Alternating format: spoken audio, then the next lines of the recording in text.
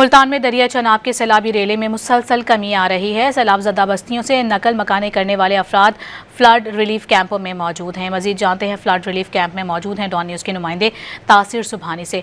तासिर सुबहानी, बताएगा इस वक्त आप क्या सूरत हाल देख रहे हैं और मुतासरीन का क्या कहना है?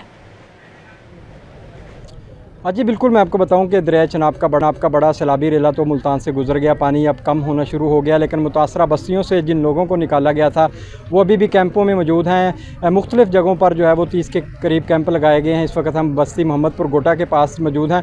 इधर आप देख रहे हैं कि यहाँ पर मेडिकल का कैंप लगाया गया है, जहाँ पर जो है वो जो ख़वातीन इधर आती हैं उनको मेडिसन यहाँ पर दी जाती है। और उसके साथ साथ अगर मैं आपको बताऊँ कि यहाँ पर मज़ीद कैंप भी लगाए गए हुए हैं। यहाँ पर ये रेस्क्यू 112 का कैंप जो है वो भी यहाँ पर मौजूद है। डॉक्टर साहब बताइए कि किस तरह से जानवर मुतासर हुए हैं और क्या कोई बीमारियाँ भी उनमें देखने को नज़र आ रही हैं, किस तरह से आप उनको डायग्नोज कर रहे हैं? जी, इधर सैलाब से पहले ना जानवरों की इवैक्यूएशन हो गई थी।